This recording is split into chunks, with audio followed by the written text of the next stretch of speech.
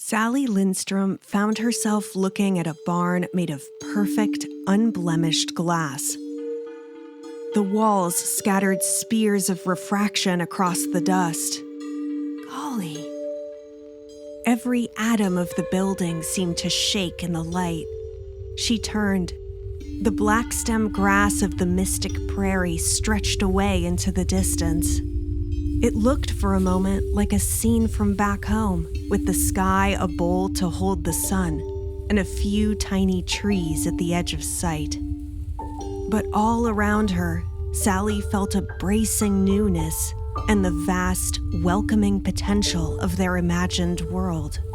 Sallie took a step forward and gazed through the barn's water-clear walls. Glass nails ran through each transparent batten. She could even see the indentations where a hammer slipped in driving a glass tack into the glass wood. A mouse burrow wended its way between the boards and beams of the structure. A glinting network of glassy fluff lined its den. Sallie couldn't take her eyes off of it. The whole of reality froze in awe, and she thought fiercely, "It's mine. This is mine. It's amazing. This is the most incredible thing I've ever seen in my life. It's our barn." Ramsey chuckled.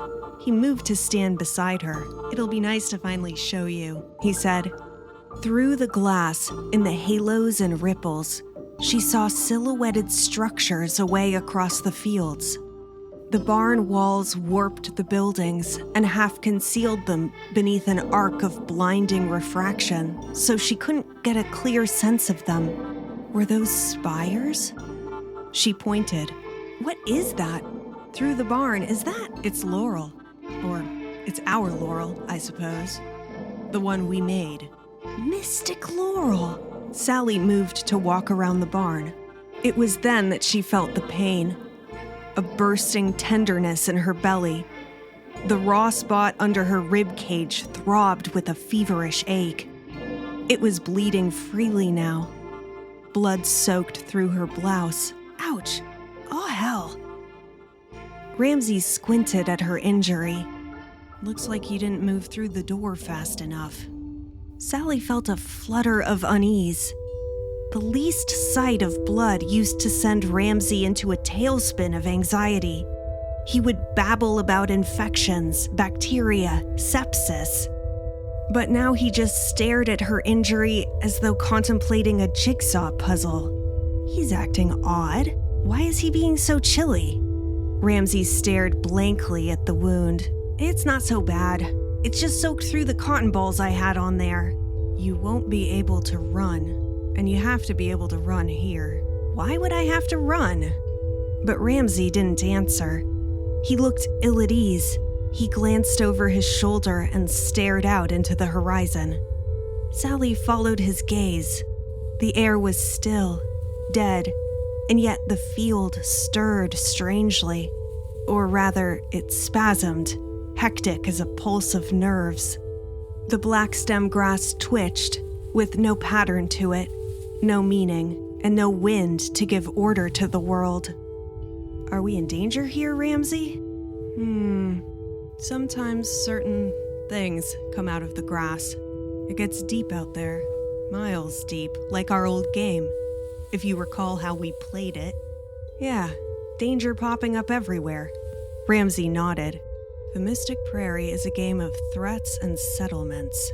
And then under his breath, he whispered words to himself, so quiet she barely heard them.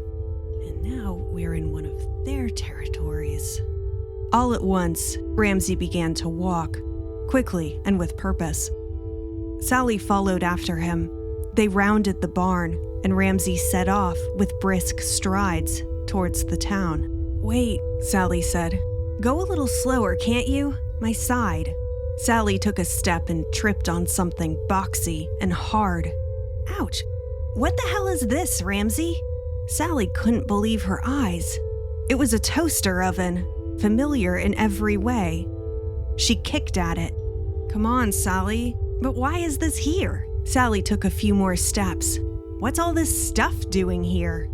At the far side of the barn, Piled in mounds, Sallie found a formulation of junk, a kind of trash reef. Telescopes, thermometers, and watches splayed out from the barn door. A shortwave radio lay on its side. A television set huddled next to it. Sallie stared. "Why, it looks like a junkyard. You put all this stuff through the door, didn't you?" Ramsey squinted at the horizon. "We really can't stop, and it's a little ways to town." "Ramsey, don't change the subject. For every single one of these objects, the Mystic Prairie has traded you something back. You must have a real collection of cursed objects back in the real world. What are you doing with all this stuff?" Ramsey didn't answer her. He just kept walking towards town with confident strides. Sallie hastened to catch up. The wound in her side felt like absolute hell. She glanced back. Inside the barn, Sallie saw an actual, honest-to-God car. No, there were 2 cars, one inside the barn and one out. "Looks like you got yourself a Mystic Prairie car?" Ramsey began to smile. "Ramsey, what on earth are you doing with all this stuff?" "It's all useful." "Useful?" "I own a car that doesn't need fuel. No gas at all. No diesel. And it can do other things. My car can do quite a lot of other things, in fact. And you're asking why I make these trades with the Mystic Prairie? They are useful to me. That's why." Ramsey glanced down at her, and he flashed her his first real smile. Sallie pressed her hand against the wound. The injury in her side made it tough to inhale. "Ramsey, you son of a gun!" That uneasy feeling returned. What did he mean, useful? And then Ramsey froze. He turned, eyes wide, pupils tight, and he gazed out at the horizon. His nostrils flared. "What is it? Shut up, listen." A droning grind filled the silence. Sallie felt the vibrations through her feet, buzzing. "What did I tell you? Come on." Ramsey grabbed her hand and pulled her roughly forward. Sallie cried out. She stumbled after him as best she could. "What's that sound? Look." Ramsey nodded over his shoulder. Sallie looked back as she ran. In the distance, a cloud of locusts stirred itself up from the grass and whiplashed into the sky. A tendril, like an arm, gestured towards them, beseeching. Then Ramsey laughed. Sallie didn't like that laugh at all.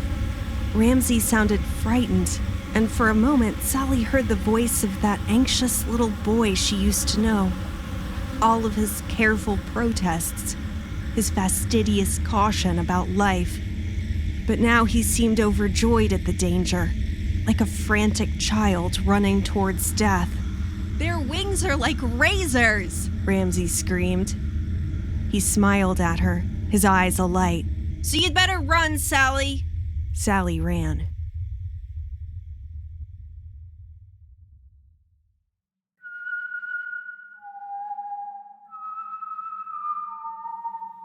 This is Mystic Prairie, a Fantasia of the Old West.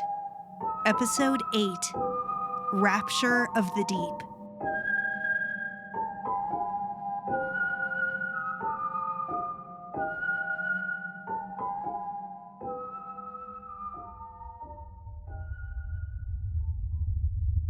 From a distance, Mystic Laurel looked almost like their old town, but it grew stranger and stranger the closer they got to Main Street. They ran past churches, but the churches dissolved before they touched the earth and hovered over the Mystic Prairie like rain clouds. She ran past fences, mailboxes.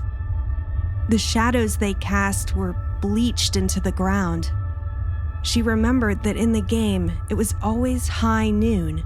The sun never moved, so the shadows never changed. She ran past some approximation of the auto body shop. Smoke billowed out of it, and metallic shrieks emanated from the shop door. She felt her body move towards the cellar at Caldwell's. The tornado sense screamed at her to get underground. Her eyes sought the plate glass window of Caldwell's soda fountain with its fussy lettering from long ago. But now the sign looked like gibberish, strange symbols intermingled with letters, glyphs, and signs. Ramsey didn't lead her into the cellar. Instead, he pushed her into the shop. Sallie launched herself through the door. Ramsey put out his arm and just caught her. Instead of the familiar interior of Caldwell's soda shop, Sallie saw a giant pit right in the middle of the floor. The sheer abyss yawned open at Sallie's feet. Candy jars lined the walls of the pit as far down as she could see, and soda taps jutted out from the living stone. A stairway led down into the chasm for what looked like miles until it vanished completely into the darkness. The bottom dropped out of Sallie's stomach. Outside, the rattling noise of the locusts grew louder and louder. The scent of lemon drops lifted up to her on a puff of cave-cold air. "We'll go down into the pit a little ways just to be cautious." Ramsey started down the stairs. "Ramsey, I hate heights," Sallie said. But Ramsey didn't pay her any mind. He leapt onto the stairs that wound down into the pit. He looked up at her. Her nervousness seemed to amuse him for some reason. He smiled. "You're so different, Sallie." Sallie remembered the last time he'd said those words to her. They were walking across the prairie together, a year after the illness first began.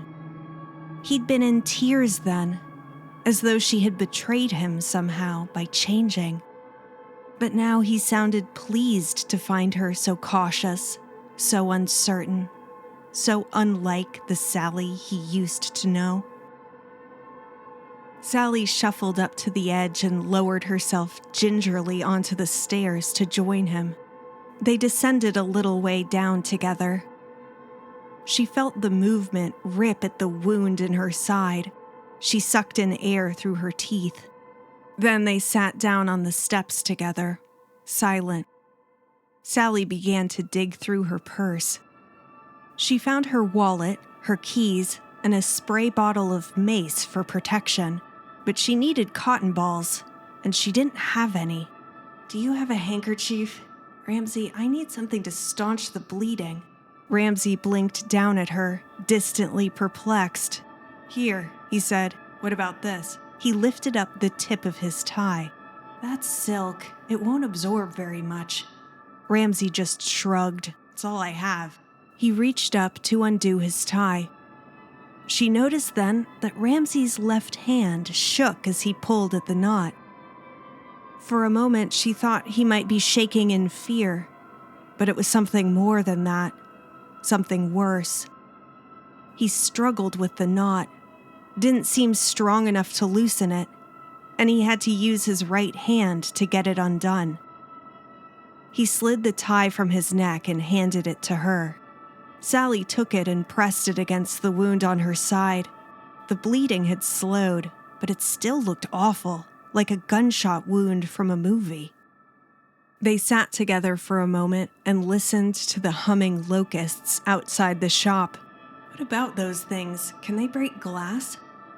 Ramsey looked up. "I don't think they saw us. And anyway, they don't like the pit. I've never figured out why." He didn't sound afraid. Didn't sound nervous. Didn't sound anything at all. She wondered, "Why are you so different?" She looked again at his hand. "Ramsey, why did you stop drawing?" Ramsey sighed. "Neuropathy. I have nerve damage in my drawing hand." "Is it from the barn?" Ramsey nodded. "I've been swallowing sour sugar for 10 years straight. It's compromised everything. My body's falling apart." Sallie blinked and looked away. "I'm sorry about that." Ramsey didn't answer. He stared down into the pit. "But I have this place now, and I'm writing." "Writing?" "I'm working on a kind of project. "Oh, are you?" Sally's voice sounded wistful and sad even to her own ears. Ramsey had never been much good at telling stories, and here he was, writing, while she just had a notebook full of sentence fragments and ideas she couldn't risk putting to paper at all. But Ramsey had a project. Ramsey wasn't afraid.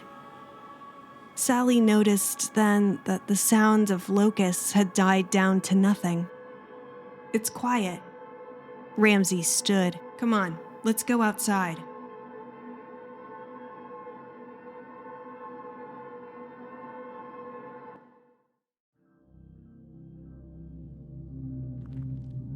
The dead locusts lay on the ground all over Mystic Laurel's Main Street. They had bodies as long as Sally's forearm, and their barbed legs curled into their carapaces. Sally could see the layered knife-like wings with their flutes and folds, like origami fans scattered over the street. The locusts had human eyes. Sally turned away. Disgusting. Ramsey lifted up one of the intricate wings. It unfolded in his hands and sliced into one of his fingers. He tossed it away, laughing slightly, as he licked at the blood. "Tastes sweet. Listen, there's something I want to show you, but it might take a moment. Until then, it's worth seeing the curio shop." Sally felt something bump her ankle. She looked down to see the speckled pelt of an animal. Jesus! But the next second, she fell to her knees. Adrenaline surged through her. "Oh my God," she said. Under her hands, a bony old calico cat twined and chirruped. Sally felt the animal's sleekness slip through her fingers. The cat throbbed with purrs. "It's Hockey Pot, Ramsey! It's Hockey Pot!" A kind of swelling, joyous pain filled her chest. "Ramsey, it's Hockey Pot! The plan worked! She's all right, still, after all these years! God, she should be dead!" Sally looked up at Ramsey, and all at once she felt her whole heart break open.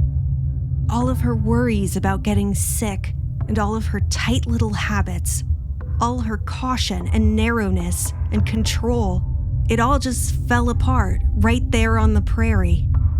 Sally burst into tears. "Hockey Pot! Hockey Pot!" She lifted Hockey Pot into her arms, and she buried her face in the dappled fur. "Oh, yes, my old cat." Sally looked up at the distant tone in his voice. "Ramsey, it's Hockey Pot. Aren't you glad to see her?" Ramsey shrugged. "I've seen her plenty. She's always somewhere around here." He barely spared a look at the cat. He didn't seem to care. Hockey Pot had made no move to go to him. Sally had no idea what to say. She wanted to scream, "You've changed. Why are you so different? What happened to you?" And then it went quiet, dead still. Hockey Pot laid her ears back. She dashed away like a shot. Sally saw movement from the corner of her eye. She sensed a human figure barrel towards her. She felt the impact, the rush of air, and then a screaming pain in her side as her body hit the ground.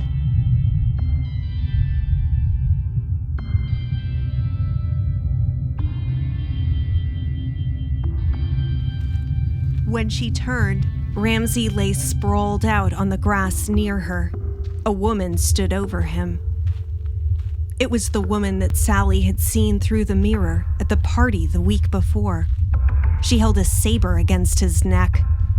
She was tall, with broad shoulders, a statuesque build. She looked strong and dangerous. "Stop!" Sally screamed. She got to her knees. The girl spun around, frenzied, and she shouted, "Stay back!" Mucus and tears slathered over the girl's face. She looked haggard, wretched with crying, but Sally sensed the ghost of some long-lost elegance in the way the girl moved, in her stance as she held the saber. Sally held out her hands. Okay, Okay, anything you say. Let's just try to keep it calm. Don't get close, the girl said. Don't you dare touch me! Her voice sounded rough, like she hadn't spoken in a long while. I won't. Just please don't kill him. Don't trouble yourself on my account, Ramsey said from the ground. The girl turned back and she kicked Ramsey in the stomach. Ramsey groaned and curled into himself. He spit up a strand of white goo. It streaked across the dust. Then he started to laugh. Everything slowed down.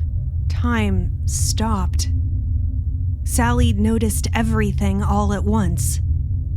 Sallie recognized the girl's saber. It was the sword that started this whole mess. It must have fallen into the prairie that night at the barn. She looked up at the girl's smeared face. The woman looked like she might be Chinese or Korean. Every detail of the scene sparkled, clear as barn glass. And through it all, she heard Ramsey's laughter. Sallie wondered distantly, why? Why is Ramsey laughing? The girl began to shriek in Ramsey's face. Tears gummed up her screams, clogged her throat. And Sallie couldn't understand her at all at first.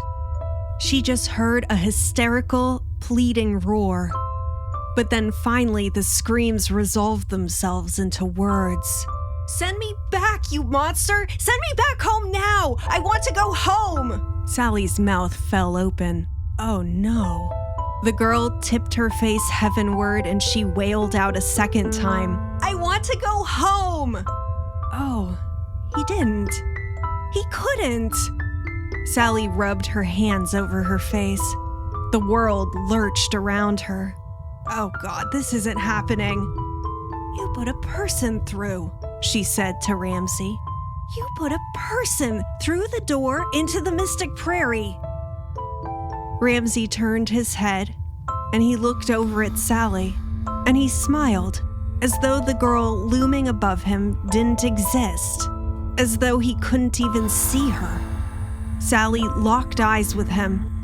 She sensed again his mad excitement, that ecstatic pulse of joy, the child racing towards death. Sallie, this is my project. I'm so glad I can show you. You're going to love it. Ramsey nodded up at the furious girl. Her name is Gail, by the way. Project? The girl shrieked.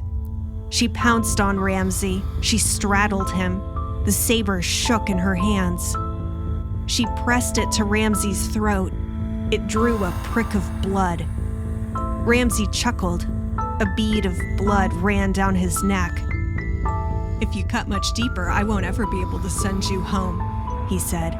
Be quiet, Gail screamed. Sallie reached into her purse and she fumbled with the spray can of mace. She tucked it into her hand. Ramsey grinned. She's perfect. She's done everything exactly the way I wanted. I'll kill you, the girl roared. The last thread of her self-control seemed to snap. She raised the saber. Sallie saw her expression and she knew that the girl would use it. Don't, Sallie shouted. Sallie clutched at the mace, lifted it, and she sprayed the girl right in the eyes. The girl screamed and dropped the sword. She rolled on her belly and she began to grind her face into the dirt. What is this? I can't see. God, it burns. Slowly, and with infinite calm, Ramsey got to his feet. He brushed the dust off his shirt. Ramsey kicked the saber away from the sobbing, screaming girl. Then he turned and he examined Gail's ravaged face. Wow, her eyes are really swollen. What is that stuff? Sallie just about wanted to die. I got it from a colleague of mine, who got it from a policeman. I guess there's a reason why they don't let regular folks use it. Does it wear off quick, or do we have a second? Sallie didn't answer. Ramsey reached out. He tried to tip Gail's face back to get a better look at the damage, but Gail startled and scrambled up. Then she ran across Mystic Laurel's main street, away into the town. Sallie watched the girl disappear between the strange, lopsided buildings. Ramsey turned to Sallie. "You don't look so good, Sallie." Sallie didn't answer. She didn't want to meet his eye. She felt her own soul crust and shrivel up with hate. That poor girl. How long had he kept her like this, and why? She thought of the girl's matted hair, snot, and anguish lathered over her. And that cry, "I want to go home." Ramsey reached out. "Here." He offered her his hand. Sallie almost slapped it away, but she stopped herself. She needed an explanation.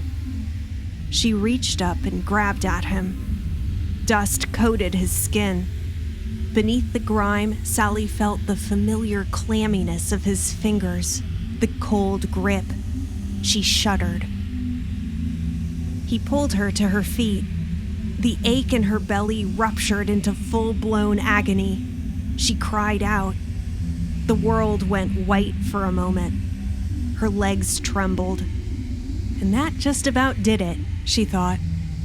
She'd been pushing and pushing ever since she took the train to Babylon, before that even. And now she'd reached the end of her strength. This was the kind of episode that might kill her. She staggered and barely caught herself. Ramsey finally seemed to notice that she couldn't stand. "Would it help if you ate something?" Sallie shook her head no, but Ramsey reached into his back pocket.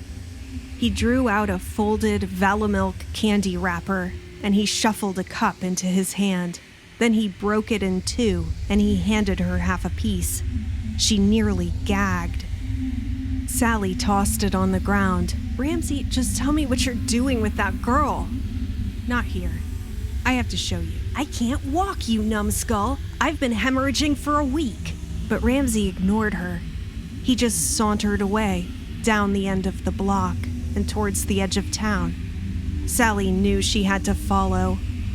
She put one foot in front of the other, and she forced herself forward, just like she always did.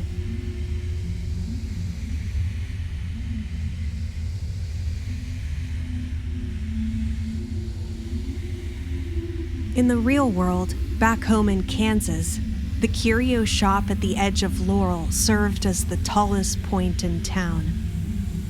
All through Sallie's childhood, the kids in the Mystic Prairie gang liked to play there.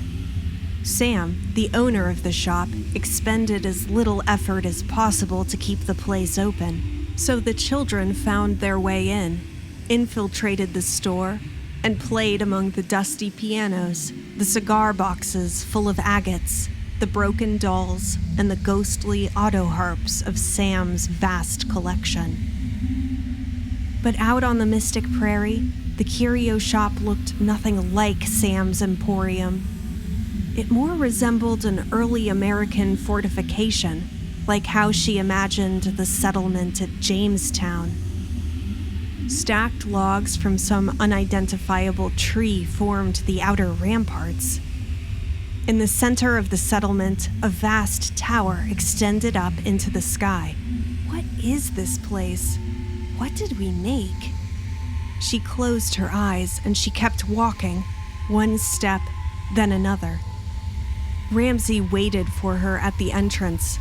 Behind him, inside the curio shop, Sallie saw the shadows of huge, impossible objects. They piled in drifts, like sediment on the floor of some timeless sea.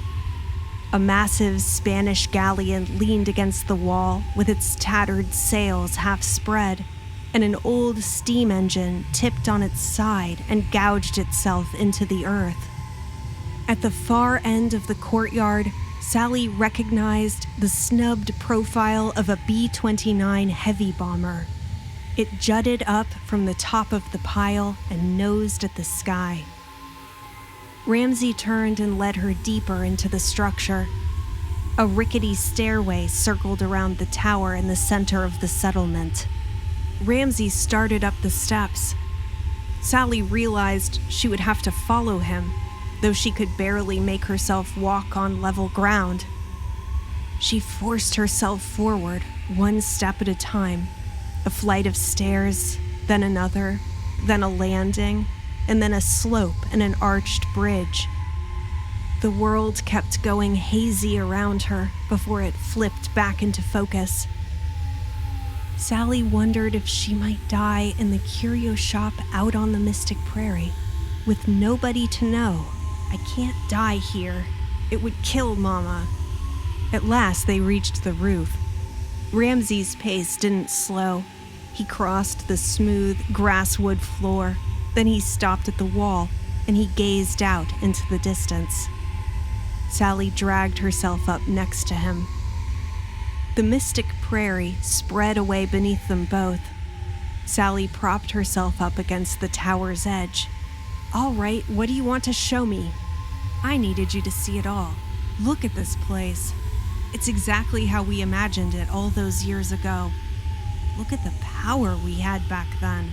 He gazed out at the prairie, lost in thought. "But it wasn't finished. Not until I brought Gail here.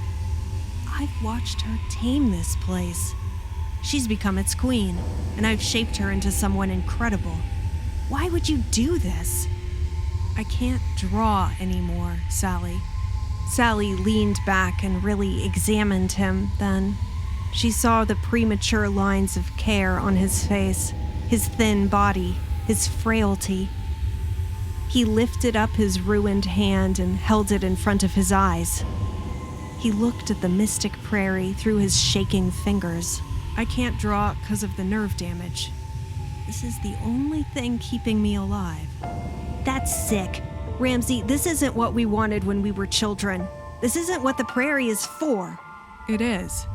You know the purpose of this place. You've always known. You used to know better than me for a while." He raised his eyes to Sallie. "I am in the midst of orchestrating the most incredible adventure I've ever seen in my life, but I need your help. I'm stuck. We've created a great world here, and Gail is the perfect heroic settler for this place, but there's nothing for her to fight. When you saw her, I realized you could bring the fight out of her that I never could. We could tell this story together.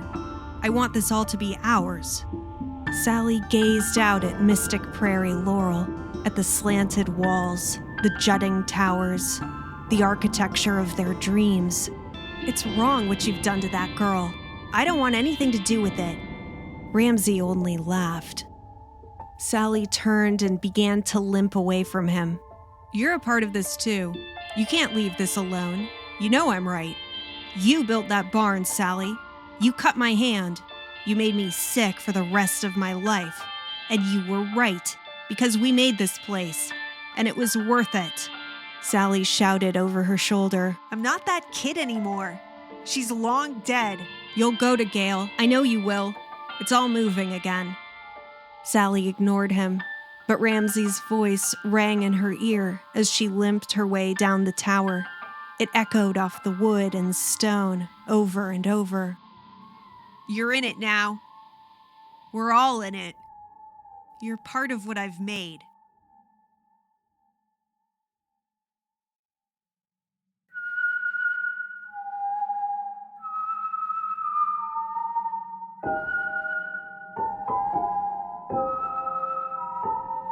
Mystic Prairie is a third Cosmonaut production written and produced by McKinley Baker and Katherine Jameson. Performed by Katherine Jameson, and with music by the same. Editing by McKinley Baker. If you like what you've heard and you want to support us, please help us get the word out and recommend this podcast to your friends. Thanks for listening.